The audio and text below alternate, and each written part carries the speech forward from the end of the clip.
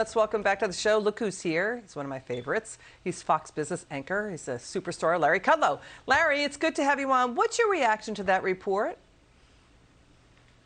I love it. I just love it. All the lefty crazies are trying to gang up on my hero, my free speech hero, Elon Musk. And guess what? They're all going to get whooped. He's going to raise the money. He's going to take Twitter. He's going to take them private. He's going to change the business model. He's going to instill free speech. And it doesn't matter what the George Soros crowd wants. They're going to get whooped. That's all. And Larry, there's also this far left group, the Open Markets Institute. It's lobbying the FTC to stop Elon Musk taking over Twitter. But Larry, Biden's FTC chair, Lina Khan, she was a former legal director of the same Open Markets Institute. Now, GOP Representative Jim Jordan is telling FTC you got to preserve all records on this. What's your take on that one? Well, look, Jordan's all over it, as he should be. And she's not going to be able to block this on the merits. The SEC, I mean, look, the Federal Trade Commission is essentially antitrust. This woman is very far left, radical, progressive. She doesn't understand the idea of consumer benefits, but she's not going to carry the day. The SEC will approve this. I mean, look, he's going to take it private, remember. So that kind of takes all these government agencies out of play. All Elon has to do is raise the money, and he's going to do that, as your report suggests. I was particularly impressed that Prince Alawid is going to go in with Elon to finance this takeover, because he was kind of holding out. He was lukewarm at the beginning. And you've got some real stalwarts with Larry Ellison and people like that coming in. Paul Singer's going to help him out. There's no question. Elon is going to win this. Look, these guys on the left, this is only about one thing. They want to control speech. And Larry, okay, they want to control the narrative. Larry, that's all they're interested in. Yes, they do. No, but there's this. I want you to listen to this, because we found this soundbite of the climate, one of the climate advisors, Gina McCarthy. She's now threatening U.S. airlines that they're going to basically be, attacked if they break Biden's green rules. I mean, this is about attacking institutions, the rule of law, attacking the Supreme Court. Americans don't like it. They didn't like the tearing down of monuments. They didn't like defund the police. They didn't like it. Let's listen to this. Watch. We are developing partnerships on how we work together for new building standards, even for sustainable airlines.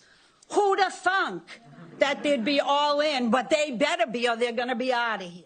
Every time Democrats don't get their way, whether it's in a presidential election or Senate election or Supreme Court ruling, they assault the institution itself. It's dangerous and it needs to stop. I think everybody's hypocritical, because the people who are complaining about democratic norms under Donald Trump now have no problem with this violation of norms, and the people who had no problem with the violation of norms under Trump are now all of a sudden talking about the importance of these It's absolutely a breach, and absolutely it's impossible to run a Supreme Court if you're going to be having draft opinions leaked. There's no question about that. 100% agree with you. What do you think, Larry? Well, one thing I want to say is, this under norms upset by Donald Trump. Donald Trump didn't create this collusion narrative, this GPS fusion narrative. All that stuff has been thrown out. It was baseless to begin with. Trump, as somebody who served in the Trump administration, Trump had very strong policy processes inside the administration with the White House and the various agencies. The National Economic Council, which I directed for 3 years, was deeply involved in this. So I don't get this just like Trump. What's really going on here is these far-left people will use whatever excuse they can. This gal, Gina McCarthy, I don't want to make it personally. I just think her opinions about climate change are so far outside of any mainstream thinking, or I might add, data-driven science, that people no longer take it seriously. Here's the bottom line. At the end of the day, Lizzie, the cavalry is coming, okay? The GOP is going to take over the House and the Senate, and they're going to hold oversight hearings on all of these crazy left-wing people at these agencies. Moreover, the GOP has already started, they've already raised amendments to this. They're going to defund a lot of these agencies if they continue to act out. I mean, it's like the DHS story with this misinformation government board. It will be defunded unless the thing is completely changed and subjected to oversight. So there's a lot of ways to stop all this. But here's the key. The public, I mean, look at the polls. The public disagrees. The public is behind Elon Musk and his quest for free speech democracy. And that is what matters. And they can't just steal it from the far left. They tried. They failed. Now there's going to be big political changes. And what really bothers people is just like, you know, trying to get through the rhetoric, right? It's like political flannel.